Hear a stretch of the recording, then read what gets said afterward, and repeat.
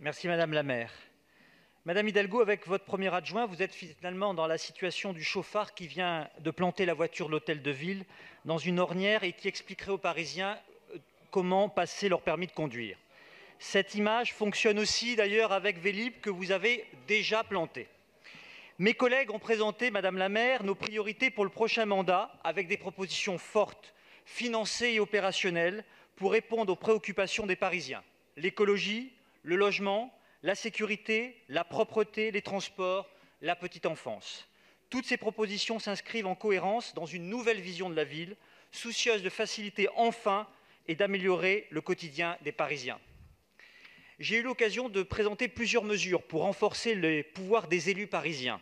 Certains diront sur les bancs de votre propre majorité qu'ils ne sont parfois pas mieux traités que nous, systématiquement mis devant le fait accompli et écartés des arbitrages essentiels. Demain, en responsabilité, la nouvelle majorité donnera, je l'espère, à l'opposition la moitié des présidences de commission. C'est ce que nous proposons, avec une véritable autonomie pour conduire leurs travaux ou procéder aux auditions qu'ils jugeront utiles. Vous avez fait le choix de limiter, Madame la maire, le nombre de missions d'information et d'évaluation à 2 par an, alors que le Conseil de Paris pourrait en conduire jusqu'à 5 par an en application de la loi. Paris dispose d'une inspection générale à la compétence reconnue, mais elle est aujourd'hui sous-utilisée. Les groupes politiques sont soumis au filtrage de votre cabinet concernant le programme de travail. Nous leur garantirons la liberté totale. Un souffle démocratique nécessite une nouvelle approche de l'évaluation de la politique municipale. Je propose par exemple de tirer au sort des Parisiens pour qu'ils évaluent en toute transparence la réalisation ou non des engagements de la mandature. Un nouveau cycle budgétaire doit s'ouvrir, Madame la maire.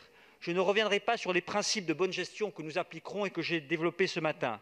Ne pas recourir aux hausses d'impôts, ne pas recourir à l'endettement supplémentaire ni au loyer capitalisé. Il faut enfin associer véritablement les Parisiens à un budget participatif nettement plus ambitieux. Aujourd'hui, le budget participatif consiste trop souvent à demander aux Parisiens s'ils préfèrent la rénovation des toilettes de l'école de leurs enfants ou des balais supplémentaires pour les agents de la propreté. Pour des services publics municipaux plus adaptés aux services des Parisiens, il faut aussi ouvrir un nouveau cycle organisationnel. Le service public parisien n'est toujours pas rentré dans un mode de fonctionnement moderne, ni dans son organisation, ni dans son management.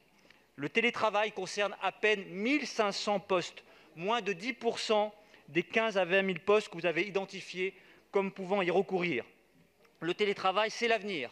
C'est d'abord une meilleure qualité de vie pour les agents. Je pense à tous ceux qui mettent plus de 3 heures à venir travailler parce qu'ils ne peuvent plus se loger à Paris. Il faut faire entrer la culture de l'évaluation dans la gestion de la ville. Les usagers doivent être en mesure d'évaluer chaque année le service qui leur est rendu. Nous le ferons demain avec une enquête de satisfaction annuelle pour les services publics municipaux. Si les Parisiens sont satisfaits, les agents concernés pourraient bénéficier de primes pour récompenser leur investissement au service de Paris. Enfin, il faut un nouveau cycle de gouvernance pour placer la décision publique au plus près des Parisiens. La verticalité et la centralisation qui ont prévalu ces dernières années ont confisqué le nécessaire débat sur les projets emblématiques. Ménilmontant, Tour-Triangle, Bercy-Charenton, vous n'avez jamais demandé l'avis des Parisiennes et des Parisiens. Ce sont des projets de bétonisation, des projets ficelés et entièrement ficelés. Nous redonnerons aux Parisiennes et aux Parisiens la liberté de choisir l'avenir de leur ville. J'appelle de mes vœux d'ailleurs un grand mouvement de décentralisation en faveur des arrondissements. Ils sont les mieux à même d'organiser le nettoiement des rues avec des effectifs et des moyens nécessaires. Par leur proximité avec le tissu associatif, les arrondissements savent mieux que quiconque quelles sont les associations qui ont besoin du soutien public.